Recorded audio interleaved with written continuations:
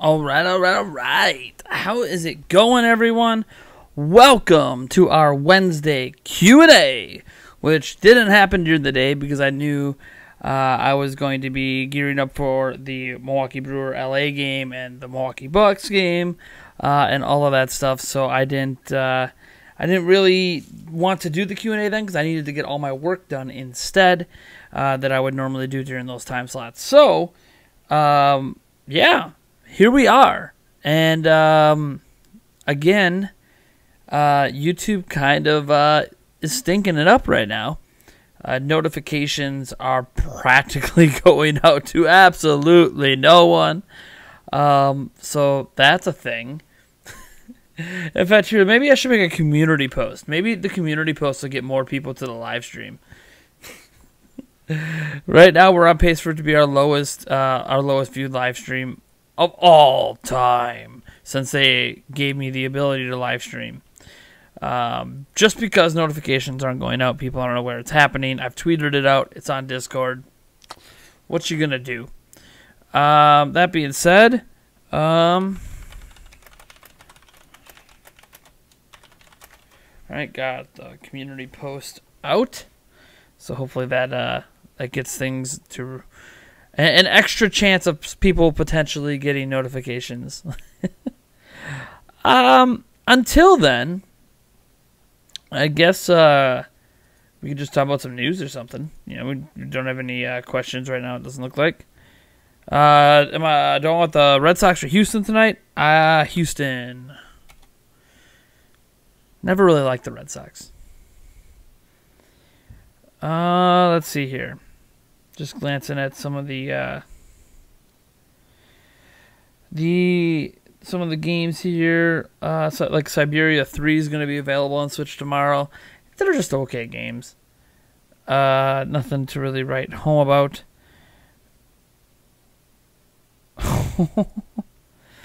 Here's some news. When people talk about notifications, do they mean the subscription box? No, that is not what they mean. What they mean is, I wonder if I could show you guys. Let me see if I don't know if I have anything set up to actually show you guys this, but I'm gonna find out, I guess. Okay, I do kind of have something shown up where I can show you. So when people talk about it, let me get this over here, and like this.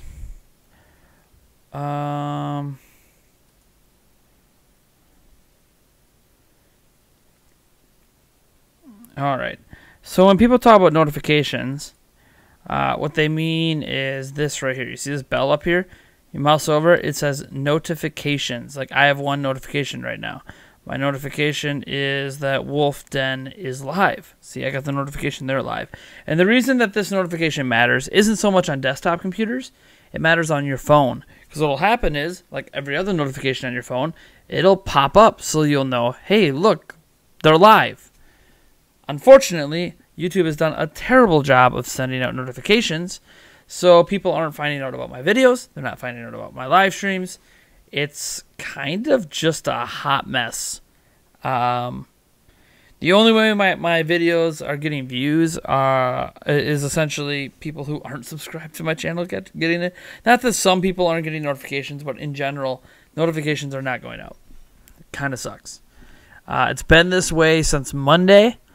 I don't know if it's just because I went for the first time in a long time, 2 straight days without putting up a video. Not something I typically do, but I took the entire weekend off. I did live stream Sunday night, but YouTube, ever since the weekend, they're just not sending out notifications to a lot of people. I've had a lot of complaints sent to me on Twitter. I've had even some emails, some people asking, hey, I just noticed I thought your channel died. Turns out you put out like 6 videos this week. Why haven't I got notifications? I don't know. That's a good question for YouTube. I always suggest if people wonder why they don't get notifications, get on Twitter and tweet at all the various official YouTube channels and get their response because something's going on. Now, YouTube did go down this week for like an hour or two, like the entire website. So there's obviously something going on that's outside of my control. But what are you going to do, you know? Let me see here. Excited for the Mega SG? Don't really care, to be honest. I mean, I think it's good that it exists, just like, what is it, the NES and SNES version, like the NTs or whatever they are. I think it's great. It's a console that plays the OG games. I think the Sega SG is neat because it combines a bunch of consoles and lets you play a bunch of them instead of having to go out and buy all the old ones. Plus, there's less and less working older systems than there was back in the day. So I think it's a really cool thing. I just don't care. I was never a big Sega guy or anything like that, so it's just not it's not really my thing. Why don't I apply to Nintendo PR? I don't want to be Nintendo PR, so why would I apply? Why would I apply to know nothing and just speak the company line? I mean, it'd be cool to work at Nintendo, I guess.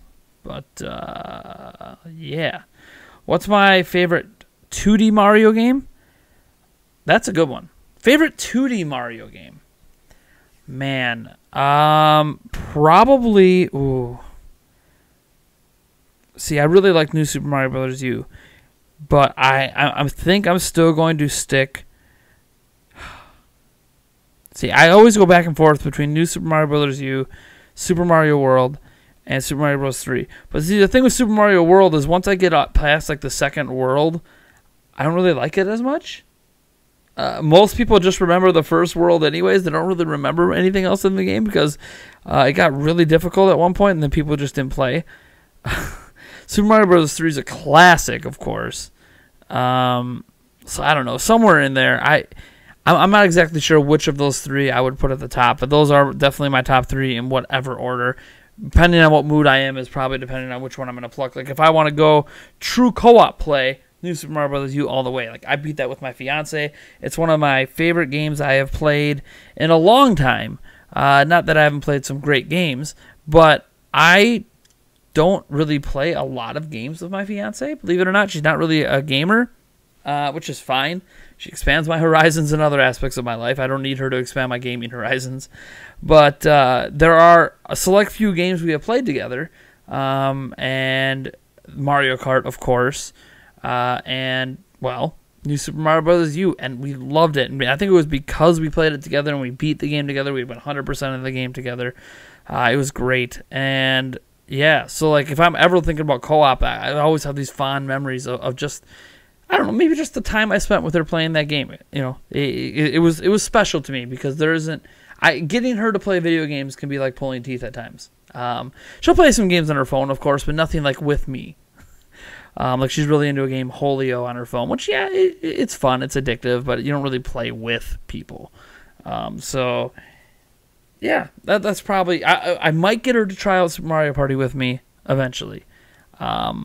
She's never played before, so I think it'd be really, really fun to introduce her to Super Mario Party for her first ever Mario Party experience. All right, I gotta flip these around. I have them on opposite ends of where I want them to be because I want the chats to kind of be centered a little bit for the questions. Okay. They don't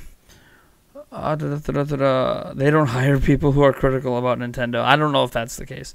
The Mini 64, you mean the N64 Classic leak, turned out to be fake. Oh my gosh, it's almost like the same day that it came out, I tweeted out on Twitter why I'm not covering the the Mario 64. I literally tweeted out the day that leak came out. I tweeted out, I am not covering this because it's fake. It's very clearly a fake. I don't know why anybody in their right mind thought it was legit. I think the only video I saw on the N64 Classic leak that I enjoyed was Nintendo Life's, where he basically waited a few days and then ripped the entire rumor apart. He's like, here's a real N64. Here's the supposed classic. Fonts don't line up. This doesn't line up. This is wrong. This is wrong. All these little things that Nintendo would never do on a classic system. And that's in addition to the fact that they would never have a flap pull out that far to plug in. It wouldn't be that big.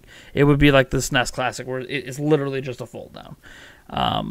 Anyways, that's neither here nor there. I just thought it was hilarious how many people jumped on the bandwagon to report it. And I'm not going to act like I've never been caught with my pants down and jumped on the bandwagon to report something. But at least when I do that, usually it's because I think there's a chance it might be right or might be true, a rumor or something.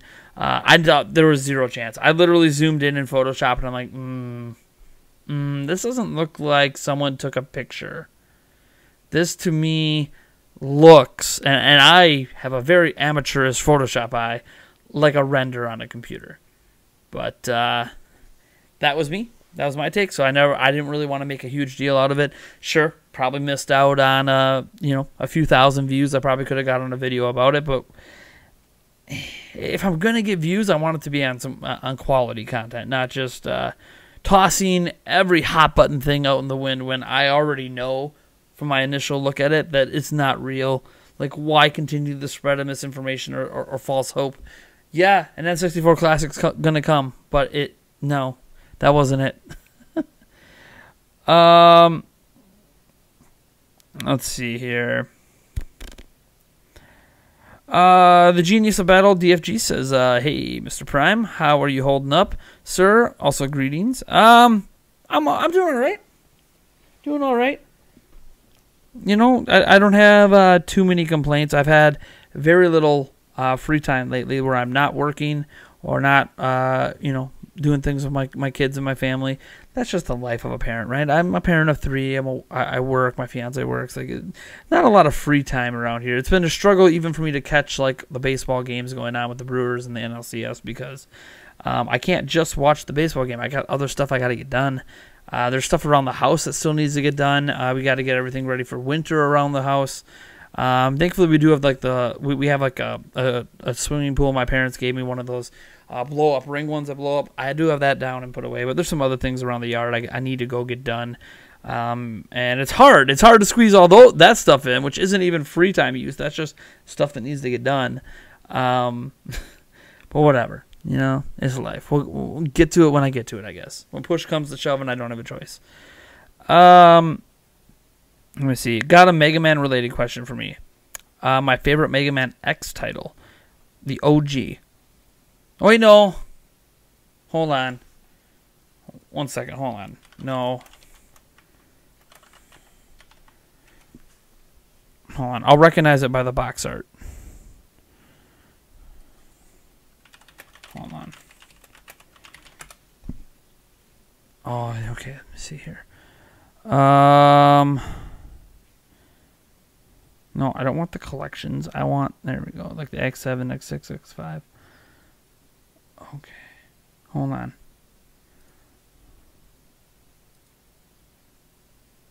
Yes. That's what I thought. Mega Man X2. That one was my favorite of the Mega Man X series. I can't even tell you specifically why that's the case. It's been so long since I played the Mega Man X series, but I recognize right by the box art itself that, yeah, that was the one that I enjoyed way more than the OG and then the ones that came after. Maybe it has something to do with the level design or the boss fights. I'm not 100% sure, but I liked Mega Man X2 a lot. That does remind me I should pick up the Mega Man X Legacy Collection thing and actually go back and replay, and then I can give you a more critical answer on why I like that game more. I'm not a big retro gamer, right? Like, I have played all these games growing up, but that's it. I don't really have like this seething desire to go back and play games that I already beat 20 plus years ago, 30 years ago. Like, I just don't care. I already experienced the games. The experience I had back then is not going to be topped by my experience with the game today. You know, like Secret of Mana. Loved it when I was a kid. Loved it in my teens. I've played it as an adult. It's still really damn good, but you know what? It was better when I was younger. It was better when there weren't games that have come out and maybe advanced the formula more, right? And Secret of Mana was my favorite game of all time until Breath of the Wild. But some of that was nostalgia. It was what that game meant to me at the time. And I just don't like. If I played and beat a game, I don't really desire playing and beating it again most of the time. Multiplayer games are obviously different, but when it comes to single player experiences, it's like, I beat it. I'm good. Cool. That was fun. Why do it again? I already know what happens. But that's just me. Let's see here. Nintube93 says, do I remember Nintendo Life's video review of Sonic Forces that was taken down? Today you played Sonic Forces and realized their review did not deserve the backlash it received. I do not. But I also don't pay attention to quite literally everything Nintendo Life does. So, let's see here. Favorite Zelda official soundtrack? For you, it's Ocarina of Time. This is the Genius Battle, DFG. Well, that's a very interesting question because I think there's the various ways to go when you're picking soundtrack, right? Like, if you want to talk about the soundtrack that had the most instant classics, it easily goes to Ocarina of Time. You know, everyone, even if you haven't played the game, probably knows Gerudo Valley or the Lost Woods theme or stuff like that. The Overworld theme, the title screen theme.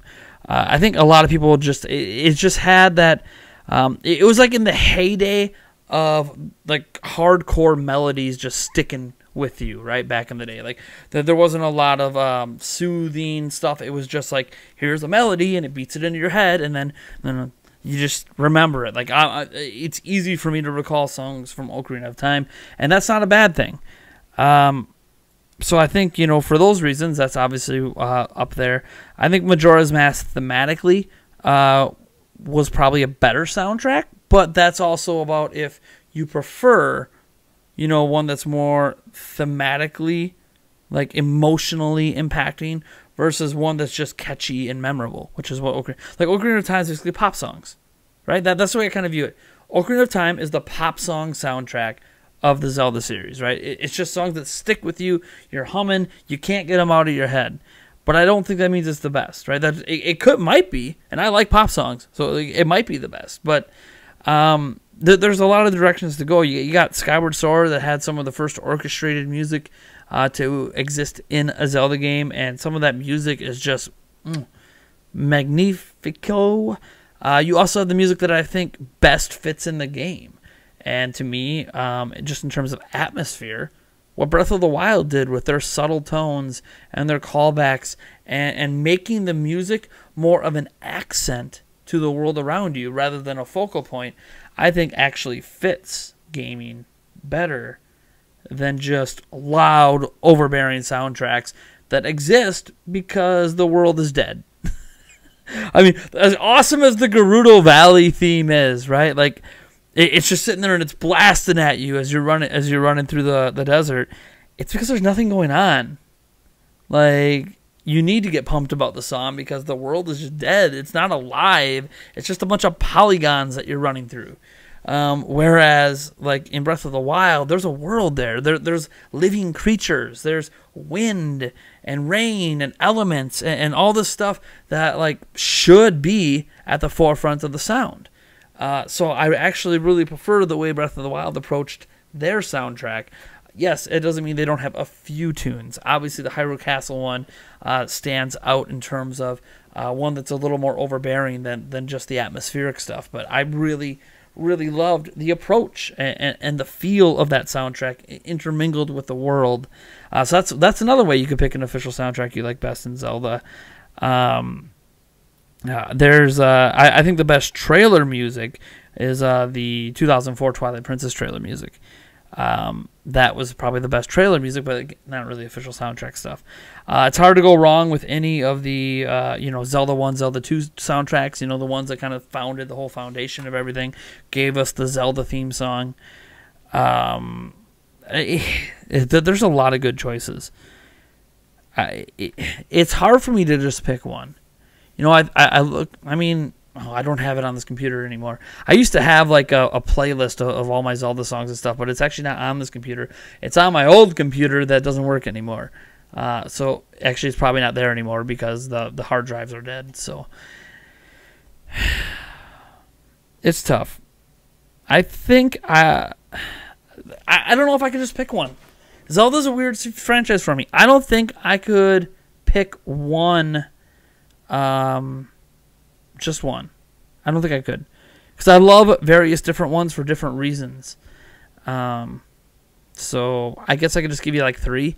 You have the Ocarina of Time soundtrack that just sticks with you because just really memorable tunes. I'll give you Breath of the Wilds just for atmospheric purposes. I felt like it fit a Zelda game better than any other soundtrack that's ever existed. And then let's go with, Into the Past had a really great soundtrack too, especially in the Dark World. It's tough. Let's go with screw it. Let's go with Link's Awakening because it had all those different instruments and they all had their own little ditties, and plus Marin's theme and the Windfish, and I really like Link's Awakening. So let's throw Link's Awakening in that three there. And I don't know which order. I could probably I can come up with an excuse to include any of the soundtracks in my list, but let's just stick with those three and call it good. Look at this. I'm doing bad at picking my favorite things because it's hard for me to pin down. I love so many different things in different games. It's hard to be like, but this is my favorite because of this. Let me see here. Mario Bros. 2 is better than all three of those, although it was originally not a Mario game. No, Mario Bros. 2 was not originally a Mario game. It was repurposed to a Mario game, and Mario Bros. 2 is absolutely fantastic. It also plays entirely... It's Zelda 2. It plays entirely different than the rest of the franchise, which doesn't make it a bad game.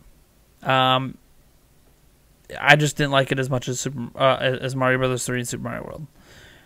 I need to turn your Nintendo Prime Twitter notifications on. You could try that. I try to tweet out everything. Sometimes I forget.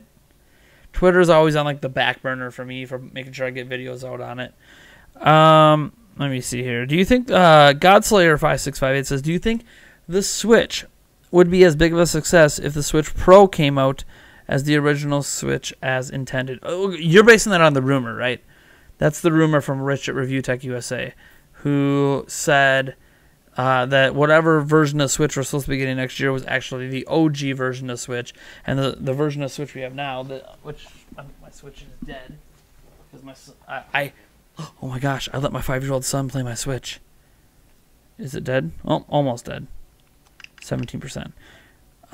Close what he's in. Anyways, so he's played Splatoon 2, Mario Odyssey, and Donkey Kong Country. Good for him. Hey, we have a $2 super chat. By the way, all donations and super chats tonight equal shots. $5 donations, super chats. You can also request songs. Let me go grab. Wow, my shot glass is here. Let me go grab some booze here. I have. It's all down here. I don't know if you can see it. No, not really. It's up in this windowsill that I can't open. So we'll go with some Arbor Mist tonight. Some pink Moscato, pineapple, strawberry wine shots. I do have harder liquor, by the way, but not gonna bust out hard stuff for for a $2 shot.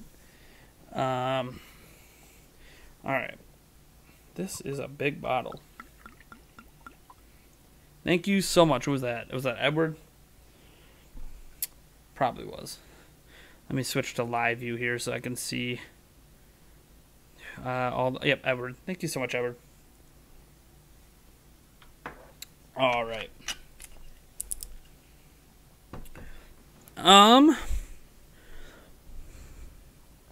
So where was I? Oh, do I think the Switch would be as big of a success if the Switch Pro came out? The thing is, if the Switch Pro was real, let's just presume Rich, of all people from Review Tech USA, is right about this, and this original model of Switch would have came out instead of what supposedly was a rushed version of Switch to see if the concept would sell. Would it be as successful? No, it would not be. You want to know why? If the Switch Pro, based on the specs he's touting anyways, came out in March 3rd of 2017, it would have been a $500, $600 system. Now you tell me, do you think pulling a PlayStation 3 would lead to mass success for Nintendo? So, reality is, the reason the Switch Pro, if it is real, that Rich is talking about didn't come out then, wasn't because they needed to prove the concept. It's because it's too damn expensive. And they're waiting on the price to come down, and Wii U was supposed to last another couple years. But since Wii U tanked so bad, they needed to do something. Here we go. So, yeah, that's just, no. No. If it would have came out instead of the normal Switch, no. Yeah, I would have loved it. It would have gotten some Nintendo games, but no. It would have been way too expensive to be able to sell as well as this current Switch does. Let's see here. There was no problem with it being a render, though. There is a problem when it's a render. Here's the deal, Ryan Leasta. When it comes to the N64, leak that's now confirmed fake, I think the person who made it came out and said something.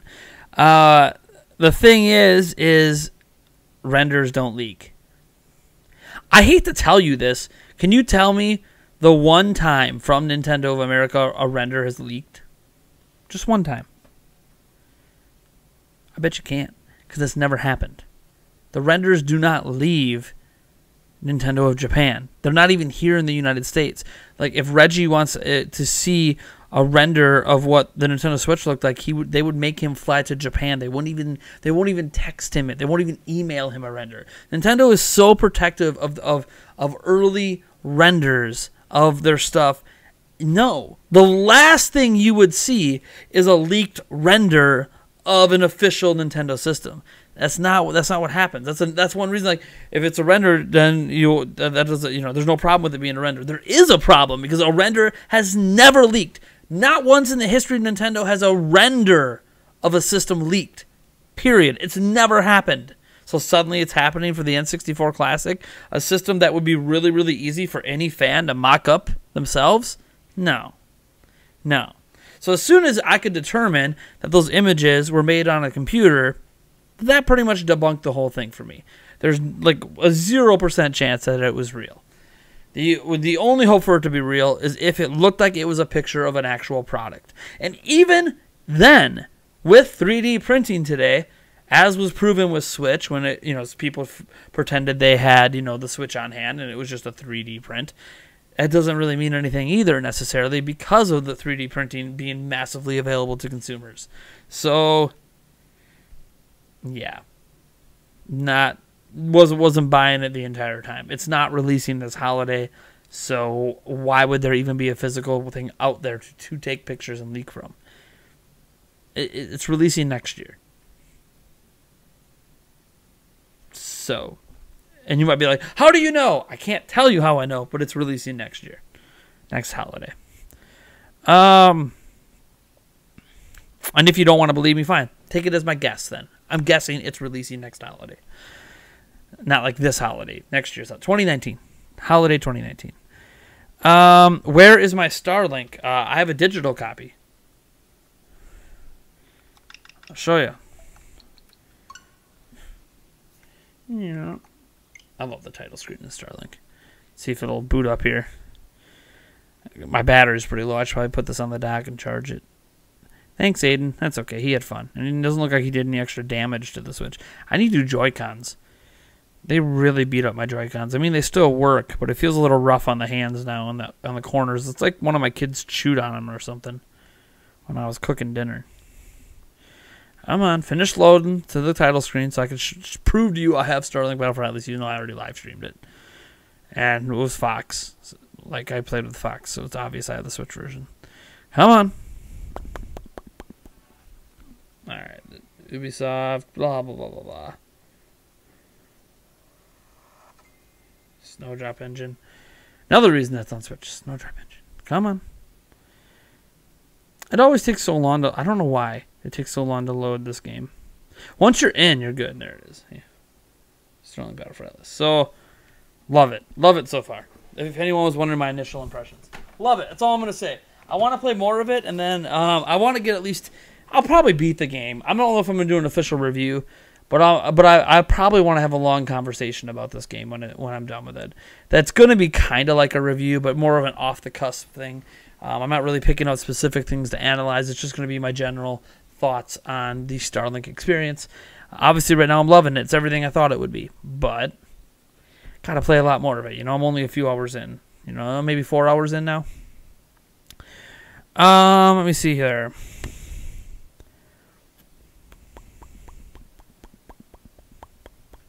The $400 price tag is rumored. Okay, so Godslayer, when you're talking about the Switch Pro, you've got to remember $400 price point. That's for next year. That's for it releasing next year. That's not what it would have cost if it released in 2017. So while Rich is talking about how this Switch Pro will release at $400, it wouldn't have released at $400 2 years before.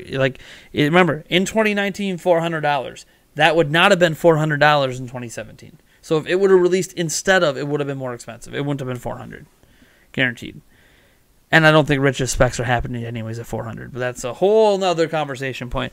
Especially if the 512 or whatever gigabytes of memory is true. Like, oh my god, that alone, like an SSD that has 512 is like over $100 on its own.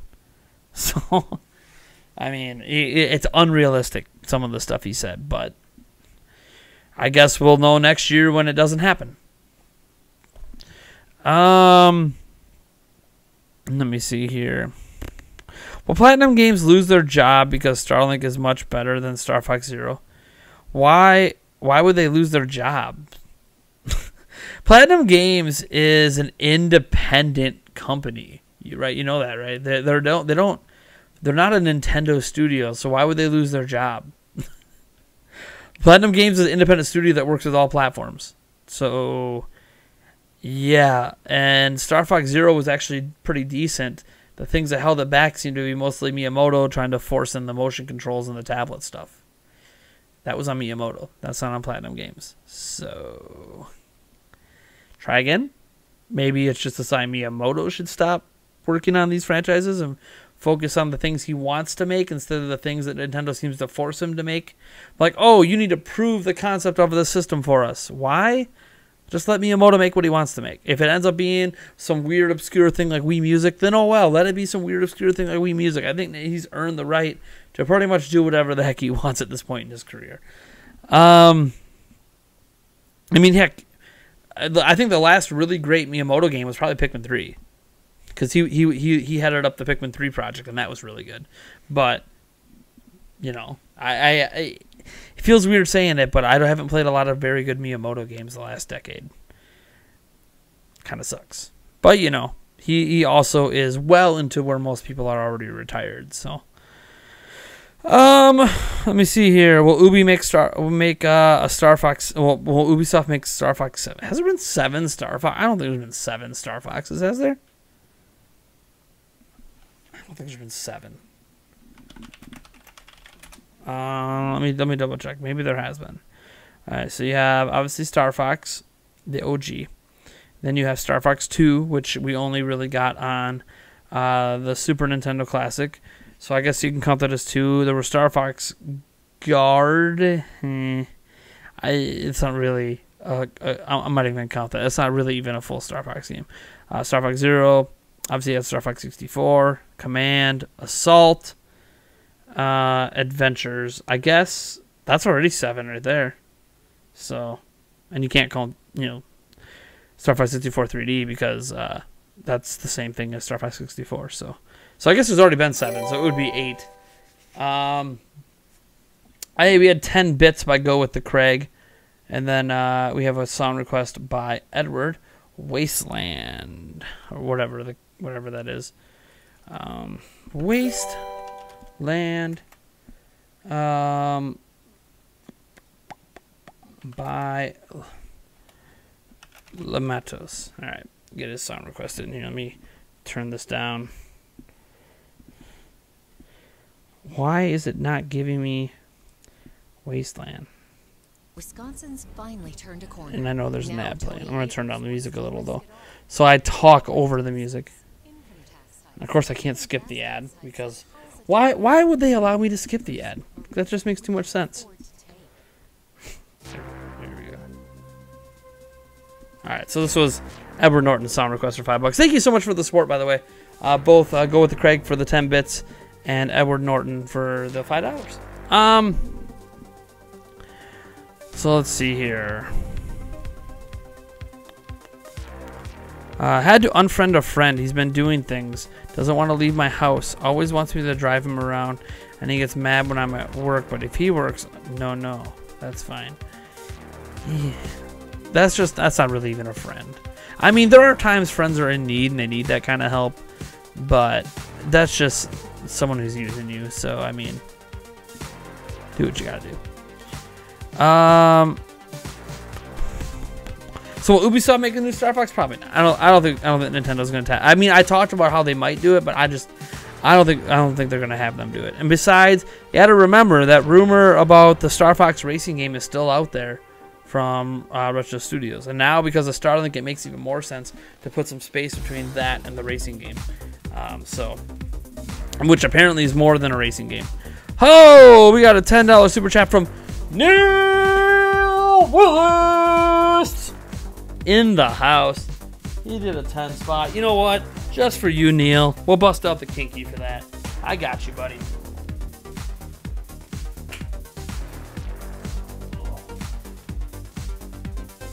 I gotcha. Neil Willis is like, get that wine pussy crap out of here. Get into some real booze. Some would argue kinky still isn't real booze. I mean, I've got some stronger stuff too. All right. Thank you so much, Neil, for the support as always. Hopefully, we get to hang out again sometime. Don't know if I'm going to be at E3 or not next year, because I know I'm not going to probably have enough money to go. So it's going to depend, obviously, on if we're fan funded to go to E3 again, and I can't guarantee that's going to happen, since Be Righteous was a massive reason that occurred. And I can't just rely on Be Righteous to come through every single year for me to go to E3. That's crazy. Alright. Cheers. Ugh. Alright.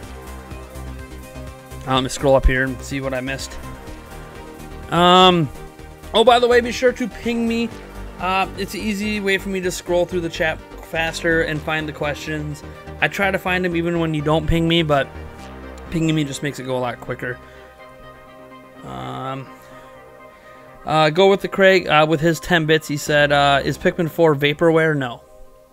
Pikmin 4 exists. Nintendo, from what I have heard anyways, wasn't super happy with the sales of Pikmin 3. But then again, it was on Wii U, so I think they're just waiting for the right time. I think it's going to be a filler game when they need a filler game. And they're not really going to need one in 2019. So it could be one of those games that just arrives in 2020. It's one of those games that they just know they have sitting there. And they're just going to drop it when they don't really have anything else to talk about. And this year I think they were trying to let indies and third parties breathe a little bit. And much to many of our chagrin. Plus, I think they felt like Labo and other things would be a lot bigger than they really were. Let's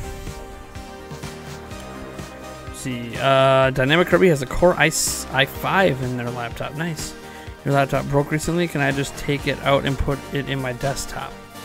Can I just put any CPU in my desktop, like Ryzen 7? Oh, no.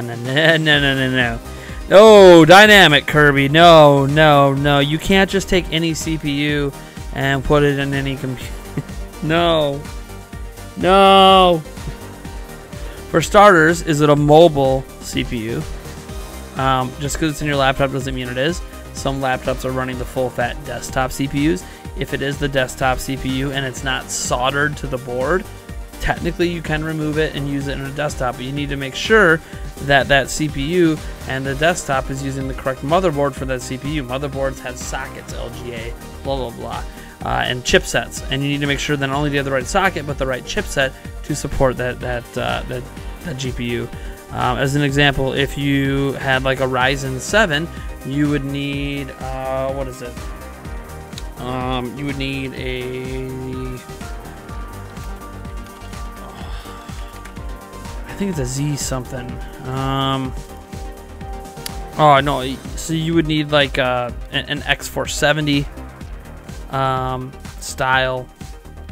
Like if you have a Ryzen 7 2700X, you need like an X470 or a B350. And this is stuff that you could just easily Google online to find out what's compatible. And you need to know what generation of i5 you have, because that's going to change which chipset you need. It's not as...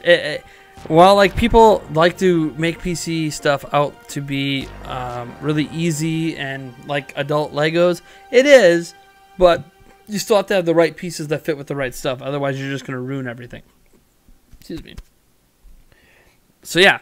No, you can't just take it out and plop it in. There's a lot of stuff you have to check before you do that. Plus, the CPU might be soldered to the board. If that's the case, you can't take it off your laptop at all. Whoa and wow, Nate, I absolutely love and dig your replies to me. Thanks so much. Keep rolling towards victory. Oh, sure, the Genius Battle, no problem, man. In 2012, Zelda Orchestra. Yeah, that orchestra ran for like 5 years. Man, Symphony of the Goddesses. I never got to go to a show. I'm going to regret that the rest of my life, that I never got to go to a show. There was one in the Twin Cities, too, that I should have bought tickets for, that I didn't. Edward Norton says, for Halloween, you should go as Jonah Hill dressed as the hot dog. He asked me about my wiener. It's not going to happen. Jonah Hill's lost a lot of weight now. In his new show, I think on Netflix, Maniac or whatever. Guy's looking good. Good for him. Come on, Nate. You know you love Link's Awakening. Just a dream. It's only just a dream. No one probably knows that song but me. I think it's a Jason Derulo song, if I remember right. No, I know it's not. That's Nelly. What am I talking about? Jason Derulo. This predates Jason Derulo, baby. Some of you guys know what song I was referencing. Can't believe I just insulted that song by mentioning Jason Derulo. Let's see here. Smash, my main in Smash, Toon Link, Godslayer. Godslayer 5658. It is Toon Link and then Pikachu. Has been since the introduction of Toon Link, and Pikachu has been one of my mains since the OG. Speaking of music, which Nintendo series has the best music overall? I think it's Mario. Kirby is a pretty close second. I have too much bias to answer this, so I'm going to go with Zelda because that's what I'm biased towards. So, when I fully admit it, all of the Nintendo series have great music, but I like the Zelda series the best. Ergo, I'm biased towards Zelda music. At least I'm honest about it. I know I'm biased towards it. Let's see here. Hey there. How's it going? Can we get another entry in the Contra series? Sure. Contra's pretty solid. Breath of the Wild and Octopath for best music. Octopath's got some great music. I have the soundtrack that came. I still have it, even though I don't have the game. I have the soundtrack that came with the special edition or sound selection, because it's not really the full soundtrack. Oh, it's so good. Just put that in the CD player in the car and just. What's my favorite color? I'll give you Yo Hamara Arroyo. Right? I'm hoping that's how you say that. What's my favorite color? I will tell you that my favorite color is in the stream itself right now. So, I'll give you one guess. Should be pretty obvious if I'm being completely honest, but I'll give you a guess.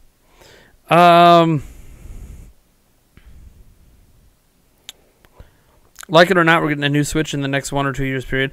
I don't know if we're getting a new one next year. I mean, here's the thing. I think we're going to get a new Switch, but getting a new Switch is not the same as getting a more powerful Switch. You can just get a redesign. So, we're definitely going to get a redesign. I just don't know if that redesign is going to also include more powerful hardware. I guess we'll find out eventually. Let's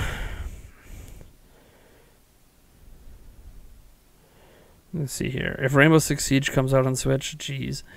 I know Wild Neil arrives. Miss Neil Willis. I don't see him in the chat as much. I don't see Mark in the chat as much anymore either. Oh, geez. Who am I thinking of? Be Righteous. I haven't seen him much in the chats. He's still around. He's still liking all of my tweets on Twitter, but I miss some of the OG live stream crew. We still have some here, but let me see here. I can unhide that. Let's see here. Have I streamed Starlink yet? Yes, I did yesterday. I streamed it. It wasn't a very long stream. I did it for an hour. Let's see here. Favorite color has to be pink. No, it's not. Your internet isn't able to run the stream. Good luck. Did you try lowering the... Well, you're gone now, but as I say, did you try lowering the resolution to, like... You can lower the stream resolution down to, like, 360 or 140p or something crazy. I've had to do that when I've had internet issues. The Genius of Battle Dude just wants to... just keeps singing my praises. I guess that's one way to get on my good side, I suppose. Isaiah Esparza says realistic Pokemon will be extremely creepy. Some Pokemon would look nice. Others weird looking Pokemon would look terrifying. But that's what I love, though. Like, realistic Pokemon is cool to me. Like, it's never going to happen, right? They experimented with it. It's not going to happen. I don't think ever. But that's the cool thing. It shows you, like, you look at all these Pokemon in, like, the games and on the anime, and, like, none of them really look that creepy. But in real life, like, especially when you read some of the abilities that they have and some of the crazy things they do, and, like, some of them can even end the whole damn world, like, they should be creepy. So that's what's great about realistic Pokemon, is it actually gives you what these things would be like if they were real. And I like that. Just like animals and insects and everything else out in the world. There's some that are cutesy and furry and cuddly, and there's some that are creepy as hell. There are some that are dangerous. There are some that are not dangerous. There are some that look dangerous but are actually really nice. And there's some that are really nice that are actually really dangerous. I like that. And that's what Pokemon basically are. They're basically just animals of the Pokemon world. So it would be great for a realistic one for me. But obviously, I don't know if they'll ever do it because I think too many kids would get nightmares. I assume they get nightmares anyways. I don't know. I think it would be cool. Favorite game on Switch besides Breath of the Wild? I don't count Breath of the Wild as my favorite Switch game because it is a multi-platform game. It's just my favorite game of all time. My favorite game on Switch is Mario + Rabbids Kingdom Battle. Octopath Traveler might unseat it, but because I haven't beat it yet, I can't really say that. And I've beaten Mario + Rabbids Kingdom Battle. You know, part of me really wants to say Starlink Battle for Atlas, but again, it's multi-platform. It's multi-platform. I can't, like, I know it's got exclusive Switch stuff, but that doesn't mean I can count it as, like, just a Switch game. It's not. It's on Xbox and PlayStation too. So, yeah. Mario + Rabbids Kingdom Battle. Dwank swallow. Jason Derulo is on Smash Ultimate to get revenge. Nah, he wouldn't even say Dwank Swallow. He would just be like, Jason Derulo, yeah. Because he, you know, all of his super popular songs, he has to say his name at the beginning or sing it at the beginning. Let's see here. Azul equals blue. People trying to guess my favorite color. It's sky blue, guys. Now, technically, the shade of blue that's on my walls in here isn't 100% sky blue, but I like this lighter shade of blue. I don't even know what you call it. It's got a specific name for the color, but the blue I put on the walls is definitely my favorite shade of blue. You'll notice in my wardrobe, well, not in this wardrobe, but like my wardrobe when I was growing up, lots of blue. You'll notice like Nintendo Prime, lots of blue. You know, it's in the logo, for crying out loud.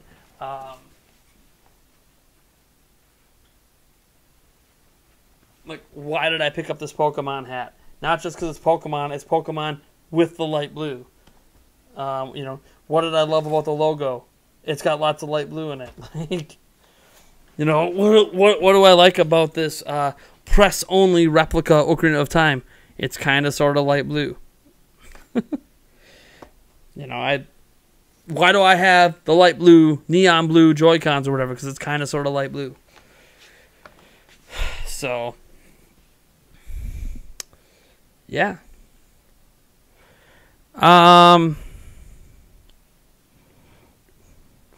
What age did I stop wearing diapers at? You have to ask my parents that question. Probably later than I think, because I had febrile seizures as a kid, and a certain type that's really rare. So, like, I would be fully potty trained, and I would know how to tie my shoes and my ABCs, and then I would have a seizure, and I'd forget everything, and I'd have to relearn it all over again. Granted, as you got older, it became quicker and quicker to relearn things, but I have no idea what age when's the last time I actually wore a diaper. I mean, I was fully potty trained, you know, more than one time. So, I don't know. Yeah, that's a question for my parents, because I don't really remember. Again, every time I had a seizure, you kind of forgot. I kind of forgot everything. My cat is cute and furry. All right. Mr. Snappy Paw says that he's my biggest fan. Sure. I mean, there's a lot of people that probably think they're my biggest fan. It feels weird. It feels weird for me to sit here and be like, I have fans? What?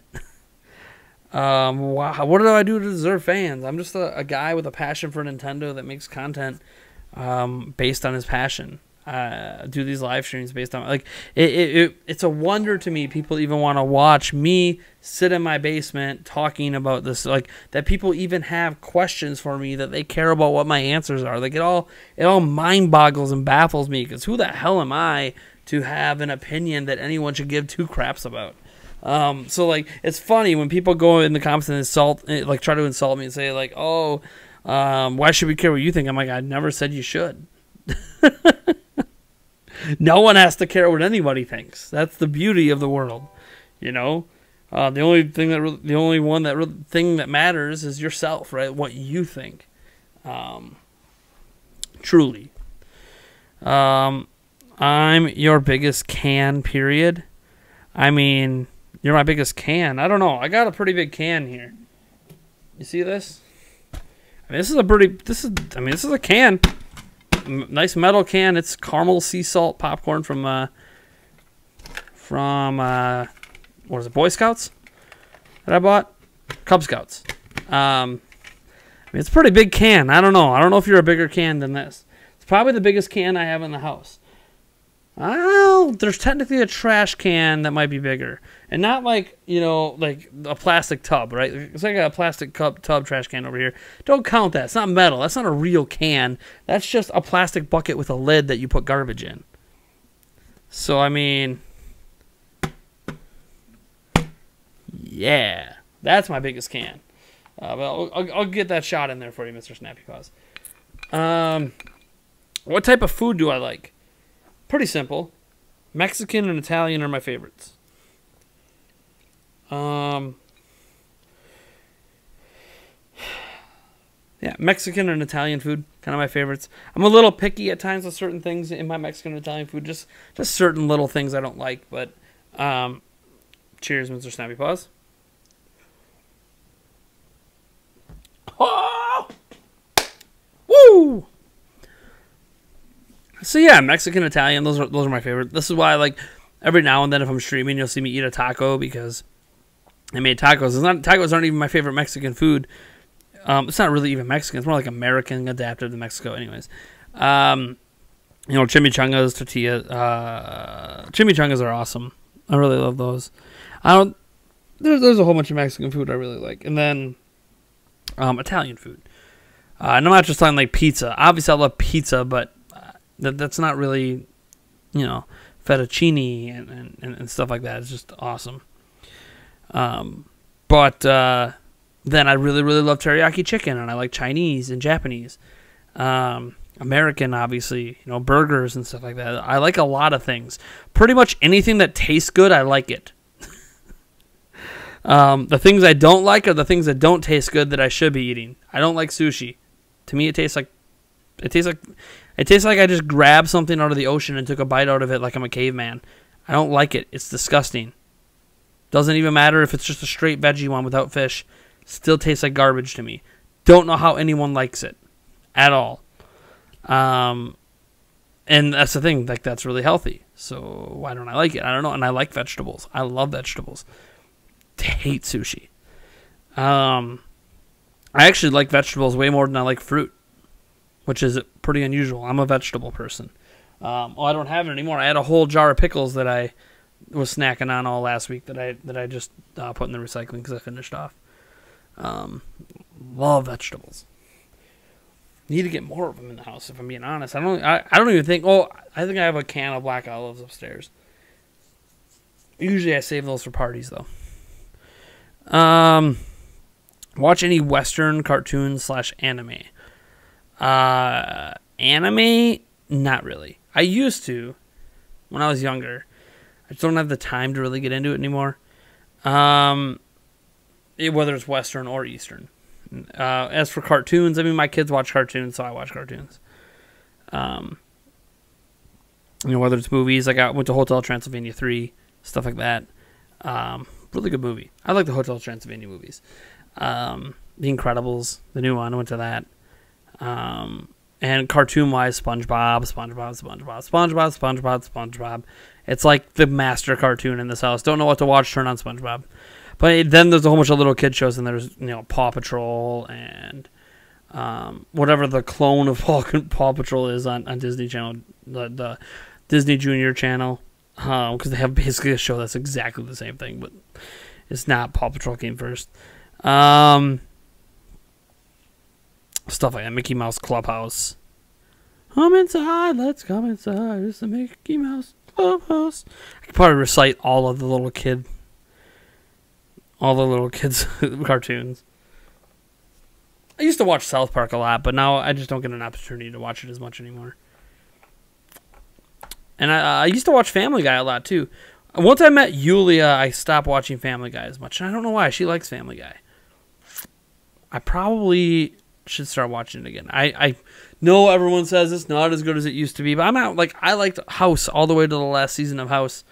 Yeah, maybe it wasn't as good as it used to be, but it was way better than not having House at all. So, anyways, that's just me. By the way, you're not on your basement because you're actually on the second floor. Second floor of what? I'm underground right now. So, second floor? When Ubisoft said they are basically bringing Rainbow Six Siege to the next Switch, I about died. They never actually said that. Ubisoft never even acknowledged that there was a next Switch. So, you're getting your hopes up pretty high on something that's unconfirmed and unverified. What Switch games are you the most excited for in 2019?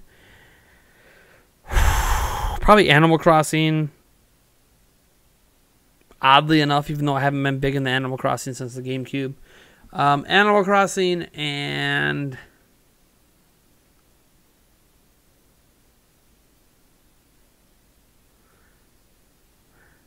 Fire Emblem. Probably Fire Emblem 3 Houses too. Like, I'm not really that digging Daemon X Machina. I'll probably get Yoshi's Crafted World, but it's just gonna be like Kirby Star Allies. Yeah, it's alright. It's good. It entertained me for a day. A new generation of Pokemon could be really exciting, or it could not be. I don't know how I'm going to react till I see it. So, yeah. I mean, there's a lot of... Here's the thing. The lineup next year looks killer. But personally, I'm not really that excited for most of it, right? It's like Animal Crossing and the rest. I'm just kind of like, I could do with or without. So, who knows? Maybe when we get closer to launch, I'll be more excited when we get more information. A lot of stuff we just don't have. Like, we know a lot about Daemon X Machina. That's how I know it's not for me. But we don't really know much about hardly any of the other games. So, it's kind of like, yeah, I could be really excited, or I could not be. We just don't know anything.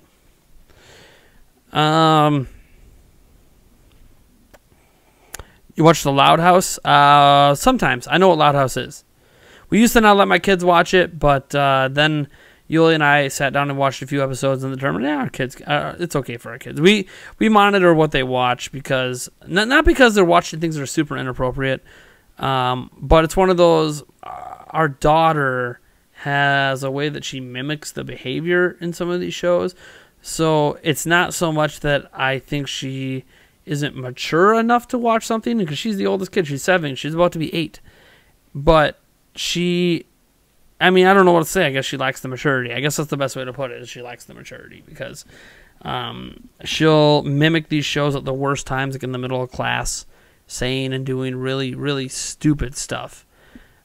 She's the kind of person that, that fake Pickle Rick movie, or video of the guy standing on top of the McDonald's going, I'm Pickle Rick, I'm Pickle, and it was all staged and everything. She would do that, but it wouldn't be staged, because she just wants to mimic the things that she watches. This is why I got to be so careful what my kids watch.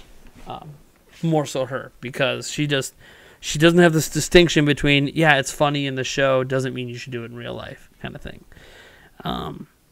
That moral compass or the self-control needed to handle it. Some of that's just because, I'm not the biological dad. I'm her stepdad. Biological father treats her differently. We don't let her watch YouTube at our house. She watches YouTube at his house all the time. And the reason we don't let her watch YouTube isn't because I think YouTube is so terrible, but because she mimics all the crap she watches on YouTube. Like, she wanted to build a lemonade stand this summer. Awesome. So we made a lemonade stand, set it up on the corner. I didn't know if anyone was ever going to walk by and get any lemonade, but whatever. Built a lemonade stand. You know what she did? She vanished. She came back with a stuffed animal duck and then asked for a grape, because she's just mimicking. She maybe put in all this effort to build a lemonade stand so she could mimic the stupid duck song. Look, the duck song's funny. It's not something you make your parents go through all this hassle just so you can mimic the stupid duck song. You can pretend to do that without making your parents build you a damn lemonade stand. So, it's... And it's funny because, I built a lemonade stand with all that effort just for her to, prank me, I guess. She didn't really prank me, though. She just wasted my time and just got me really mad. I'm like, really? That's the reason? So I took a sledgehammer to that thing, let me tell you. It was the most satisfying sledgehammer swings of my life. And I've swung a sledgehammer at quite a few inanimate objects. But destroying that lemonade stand, that just felt good. And then she cried about it, and I'm like, what? You want it for a stupid joke? Too bad. And the thing is, I don't think there's anything wrong with the duck song. And the sequels to the duck song. I don't think there's anything wrong with the content she's watching. She just doesn't exercise her self-control and distinguish between real life and fake. I don't know why. I can't figure it out because the boys don't have that issue. Now, granted, the boys obviously have different genetics because I'm their biological father. So they have my genes with a mix of Yulia's instead of the father for, the biological father for Melody and Yulia. So, obviously their genetics are different, so they're wired differently, and they just don't, my 3-year-old can distinguish between a show and the real world. But it is what it is. Literally, I dressed up for Halloween. I dressed up as a Ninja Turtle last year, right? I dressed up as Raphael She thought I was literally Raphael. She could clearly see my face. I would take the mask off and talk to her, put it on, but as soon as that face went on, she's like, Dad, I didn't know you were Raphael. Like, holy crud, you're actually... Like, no, it's a costume. I'm not actually Raphael. Like, are you pretending right now? She's like, no, Dad, seriously. Look, there's that sewer. Why don't you go down there and go to your lair? I'm like, sure, let me get right on. The point, her head. And I don't want to just sit here and insult my daughter. She's amazing, but until she gets better with that stuff, I have to be so careful about the cartoons I let my kids watch. Or let her watch anyways. My other kids can pretty much watch anything they want. I don't really care. Well, as long as it's not like, rated R, PG-13, with some themes they're not ready to emotionally deal with. Salad, when made right, is the best. Salads aren't bad. I'll say this. I've made a lot of salads in my life, just at home. Nothing to me beats the Olive Garden salad. I don't know if it's their dressing, and I bought their dressing and I've brought it home and used their dressing on my salads. Still not as good as the Olive Garden salad. I don't know what magic voodoo they sprinkle on the Olive Garden salads to make them so fantastic, but my gosh, can I just sit there and garbage down on Olive Garden salad all damn day if I go there? I don't know what it is. I mean, I love Italian dressing. That's part of it. But I don't know what it is. It's just phenomenal.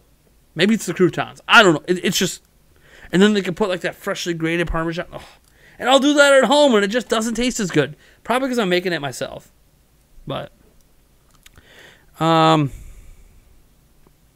Hotel Transylvania might be the only good thing Adam Sandler has done that isn't crap with him. See, I don't agree with that, though. I like stupid comedies. So the first Grown Ups movie I thought was great. The second one was but the first one was really, really good. For me, anyways. For my comedic taste, it was really good. There was one Netflix movie he did that I really liked, too. I can't remember which one it is. None of them obviously have like the staying power of like a Happy Gilmore and stuff like that, or a Billy Madison. But I mean, that's him in his heyday. He's obviously past his heyday. He does like Big Daddy. He's done the same shtick for so long that it's kind of like now you're older. That same shtick doesn't really work as well, right? But let me see here.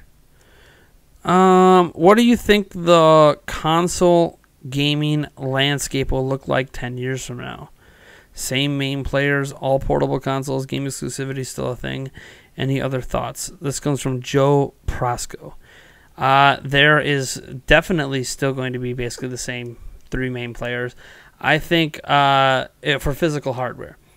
I think in 10 years, the big difference is there's going to be additional players like Amazon or Google that are going to be doing cloud-based stuff exclusively and putting it on their Amazon Fire TVs and their Chromecast. Or, in the case of Google, putting it on their Pixel. And Amazon's phone failed, but Google's didn't.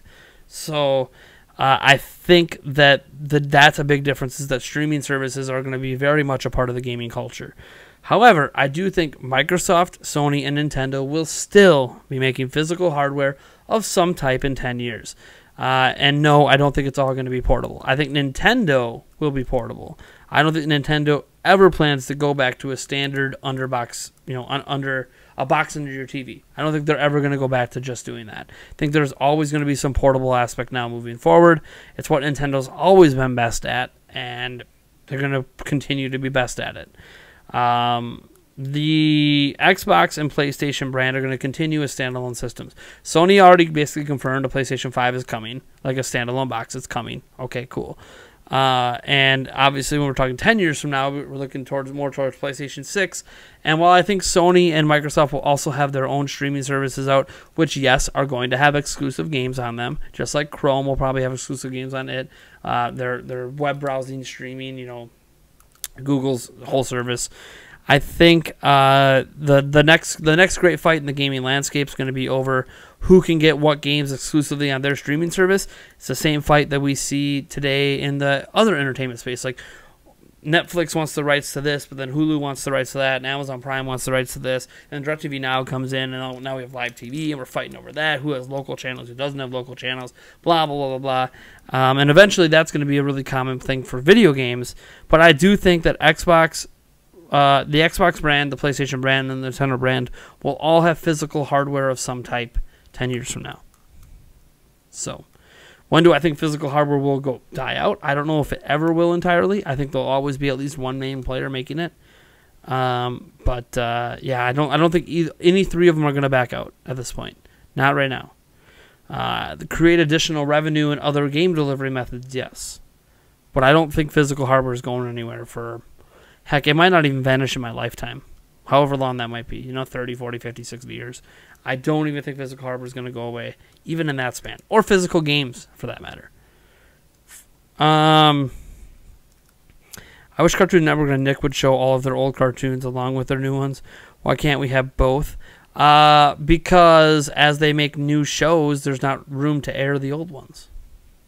It's pretty simple. It's easy to be like, I wish they would show their old, but if they show their old, then they're not making as many new. You got to remember, what we grew up with, now kids are growing up with other shows, and they want their shows. They don't want to watch those old 4-3 garbage shows to them. They want to watch their stuff. I put on old cartoons when I was a kid, and my kids are like, where's Paw Patrol? I can play it later. No, where's Paw Patrol? I'll play it later. Like, kids these days are into the modern stuff. They're not into that old stuff. So, got to remember, these channels aren't targeted at us. We want to watch the old cartoons. You know how many ways we have to watch the old cartoons? We don't need channels to show them anymore. We can just watch them, oftentimes 100% for free. So, let's see here. Animate, Electric Dragon 505, and the evil Sony Pictures animators hater. Versus, what are you talking about? Are you talking about a hypothetical movie you want to make? My main weapon in Splatoon 2 is the splatter shot. Splatter shot. You look like the father in Family Guy. I look like Peter Griffin. Hey guys, let me get in a fight with a chicken. I'll take that as a compliment, man. Yeah, I want 9,000 chicken vaginas. From episode... was that the very first episode? Or was that... I know it was in the first season. The chicken vagina thing. I've seen a lot of Family Guy. Oh, I've seen a lot of Family Guy. Oh, geez. My phone should be charging right now. I don't know why I don't have it on the charger.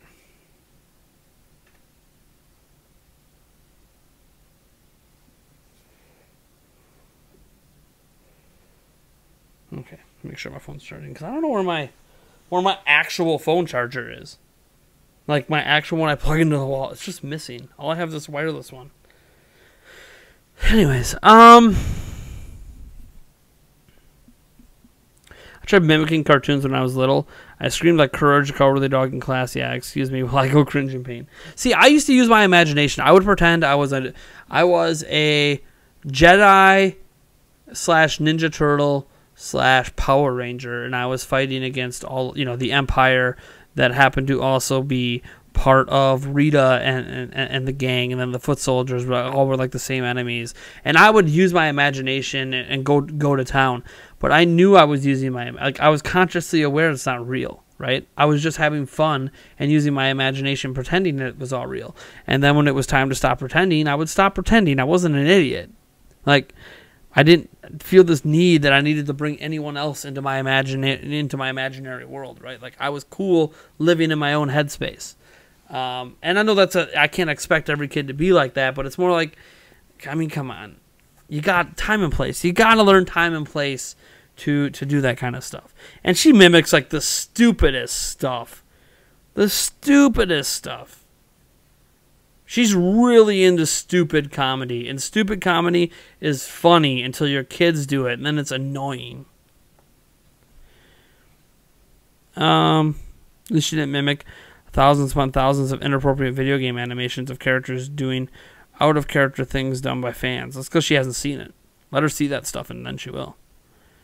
Why don't we have pictures of this? I demand pictures on my table. Pictures of what?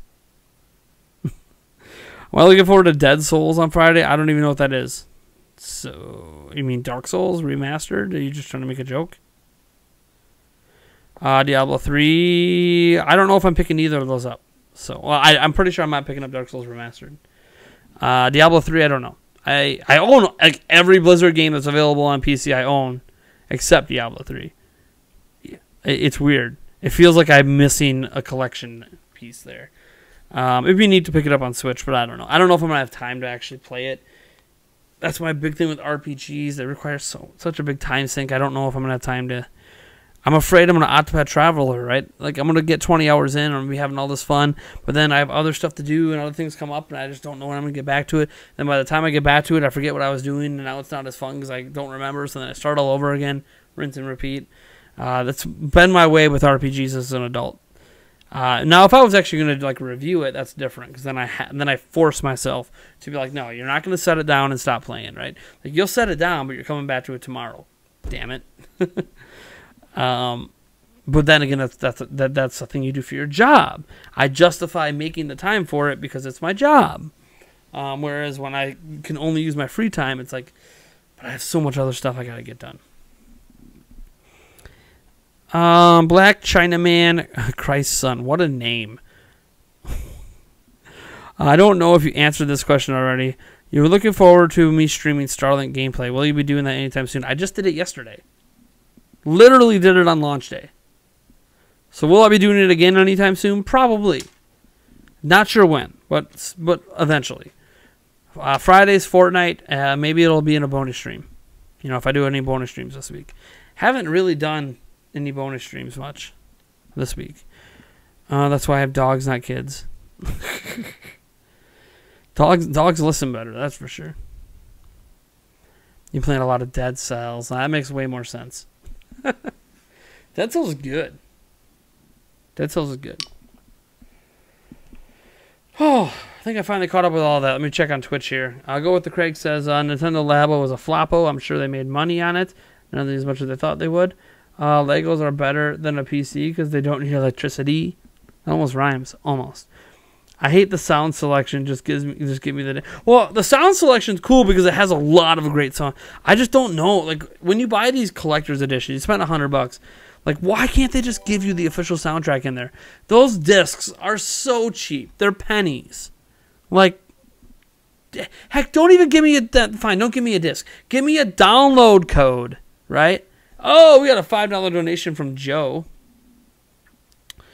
I don't know who that is, but whoever that is, thank you. He says, don't have a song request, really, so pick whatever you want. Thanks for answering my question about console gaming in the... Oh, so that was, gosh. Who had that question? The one that I said that where I don't think there's... Anyways, you know what I said. Let me see here. Thanks for answering my question about console gaming in the future, and I really like these live streams when you can catch them. Well, I'm glad you're enjoying the stream. Seriously. I'm really glad you enjoyed the stream. Anything I want, that's dangerous. That's a dangerous... That's just dangerous. Well, guys, you know how this had to come at some point. It's been... What's it been, over a month? Over a month? Since I played the primetime theme song. Tonight at Fridays, so here we go. We feast. Remember, you told me anything I want. I blame you, Joe. I'm going to turn this up. This is my jam. Oh, Duo Master, I think, regrets introducing me to this song. My neighbors ask me why I'm limping down the way. It's so hard for me to even talk while this song is playing. It makes me laugh so much.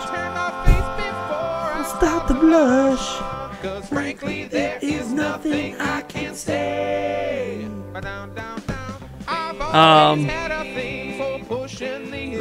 It's so hard to concentrate. It's a short song at least, it's only 2:20. Magazines, silicone has got me back in place. Give me more of what I I really need. Cause there is no cock like horse cock. Send your asshole into shock. You need horse cock, of course cock. Grab the loop and slam the day away. All right.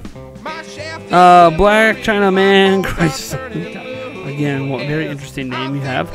Really, you streamed it. You got 0 notifications. I have been checking your channel many times a day, and I still can't find your Starling stream video, and have no notification. Well, I can tell you this: all of my live streams go unlisted after the fact. The reason for that is things like this.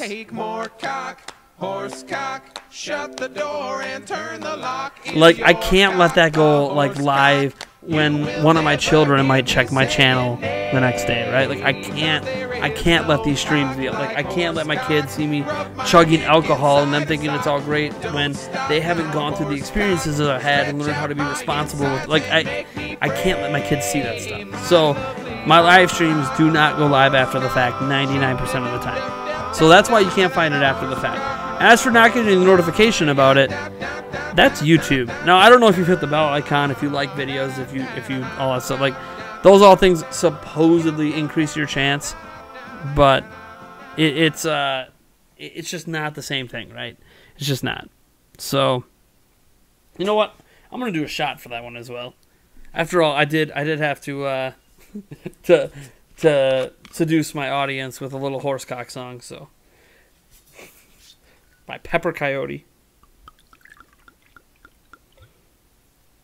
Get a little shot, and plus I felt a little parched. So you know what? I'll use that $5 donation as an excuse to do shots. Thank you, by the way, for using Streamlabs. Always greatly appreciated. So yeah, YouTube's algorithm, it's weird. So 3 months ago, YouTube's algorithm really favored my channel. My videos were being shared everywhere. Wasn't getting a lot of notifications sent out, but my videos were being thrown and recommended on like a zillion YouTube channels. And my views skyrocketed like 400,000, 500,000 views. Now I'm down to like under 150,000 over the last 30 days. I'm still making lots of content, still doing my thing, but because notifications aren't being sent out, I'm relying on my videos going quote-unquote sort of viral. Not like million, view viral, but like, oh, if I can crack 1,000 views in the first 2 hours, I'm probably going to end up with 2, 3, 4, 5,000 views on a video. That's really, really good for me these days. But I won't get that from subscribers. So, like, even this giveaway I'm doing, right? Like, oh, let's hit 50,000 subscribers. It's such an amazing milestone. But of the 50,000 subscribers, probably only 500 of them actually get notifications.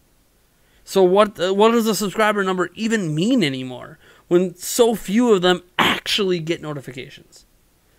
They need to fix it, but I don't know how they're going to. Like the bell icon. Let me just go to a channel on YouTube that I don't have a bell icon like hit on. Let me see. Unbox Therapy. I don't think I have the bell icon hit on them. No. So when you hit the bell icon, it says get notified about every new video, right? So that means you should get a notification for every new video when you hit that bell icon. Literally, you mouse over the bell icon and it says get notified about every new video. So people choose to click the bell icon. They still are not notified of every new video. It's insane. It's insane. I have another YouTube account that is subscribed to my channel that has notifications turned on for it with the bell icon that hasn't been notified of a video since I clicked on the bell icon. It's almost like the bell icon made it worse. So, I don't know. YouTube has to fix it. They're well aware of the issues. Don't know that they care to get around to it because so many people use the website anyways. I was such a nerd to buy many Japanese video games and anime soundtracks. Nothing wrong with that. These live streams are fun to watch and chat with. Yeah, they can be. I enjoy them. Oh, I enjoy them. Someone asked me earlier where I got this hat. I think... what's that place called in the mall? It was a store... Shields. I got it at Shields. I got it last... at the end of the NBA season... After the Bucks got eliminated, they discounted a bunch of Bucks gear, and they had one of this hat, and they had it discounted down to $15. originally $35. So I picked it up. It's got like a felt front bill. Obviously, the Milwaukee Bucks logo there, and on the top, it's a that brand. It is a snapback. I'm not the biggest fan of snapbacks, but then again, the rest of the hat looks really fly. So who cares? I have a bunch. I have some snapbacks, some not snapbacks, but and I have like a normal bill one that you would wear forward that's bent. Milwaukee Bucks hat that's up in my room. Green Bay Packers, Milwaukee Brewers, Zelda. I got a Zelda hat just chilling over there. Obviously, my Pokemon hat. This one's really tight. Did my head get bigger? Did my head get fatter? Gosh darn it. Why was that so tight? Probably my kids wore it last. Or my head just got fat.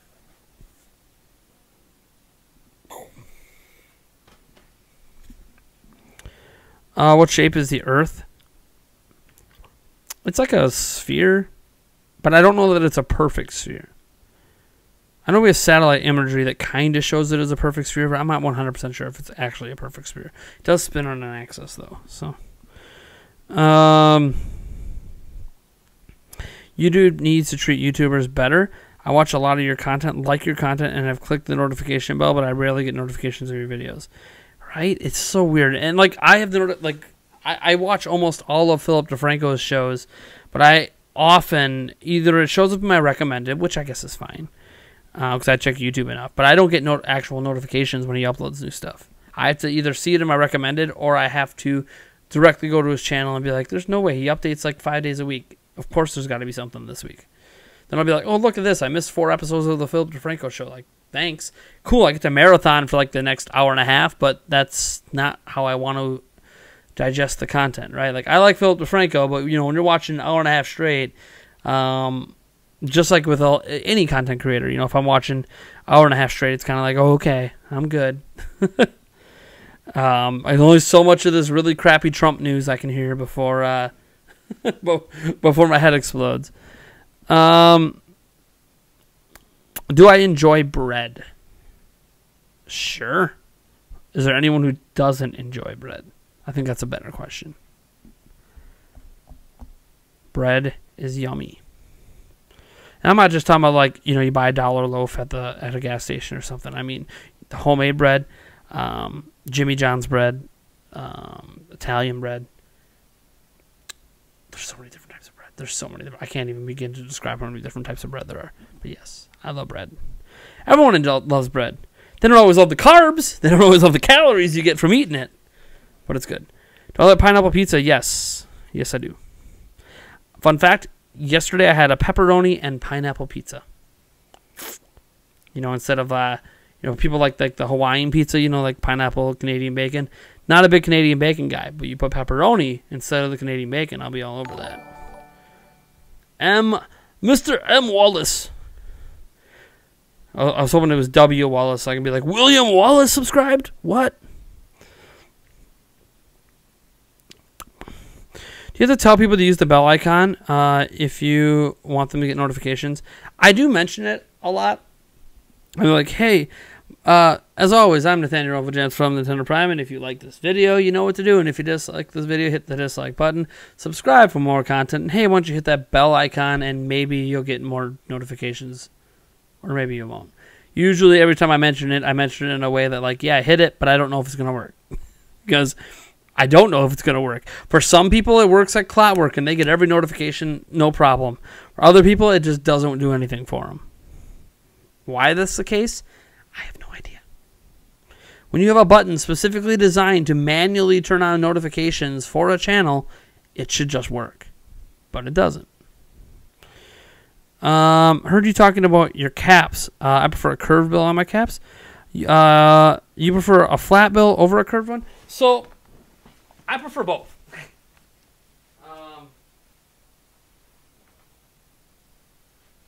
So these are just a couple I have on me in my office. I guess there's a couple more over there. And I have some upstairs. I try to keep them all down here because my fiance gets annoyed when my hats are all over the house. So I have too many of them. But like, I like my, my curved ones too.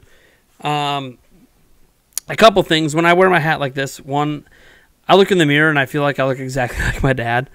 And I don't want to look exactly like my dad, so that's one thing. because he wears hats all the time, and he wears the curved bill hats, and this is just the way he wears them. And yeah, you can turn these like cockeyed and stuff too, but it just looks, to me, a curved bill cockeyed looks stupid. Unless like you're the French Prince of Bel-Air, you're not getting away with the curved bill sideways. Just, it's not happening. So I do like this. This doesn't bother me. But the reason that, and I used to always buy hats exactly like this, you know. I've had this Zelda hat forever too. Like, I used to always buy hats that were exactly like this. But what got me into the flat billed hats, the reason why I have, you know, I don't have a ton. I think I've got 5 flat bill hats, which you might be like, what? I like hats, okay? So, like a couple flat bills here. What got me into this was dancing, actually. Because I like to go to, like, when I can, it's been a while, but go to clubs, or even, it doesn't even need to be a club. It could just be a bar that has a DJ and has a dance floor, right?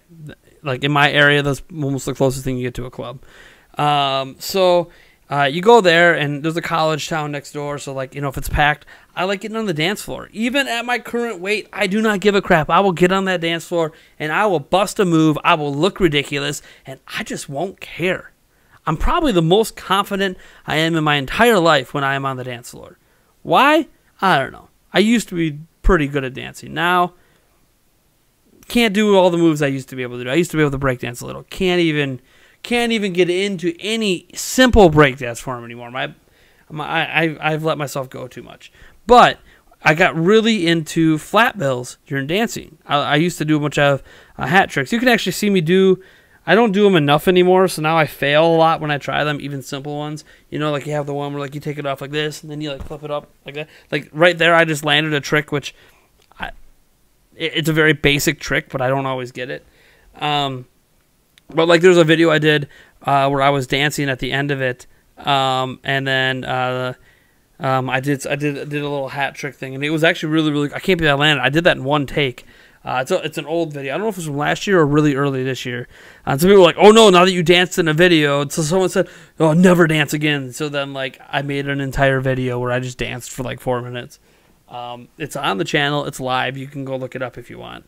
But that's what got me into flat bills. Is like they're easier to dance with because whenever you have the curved ones, the thing with these is, one, the nice ones like this are usually one size fits all.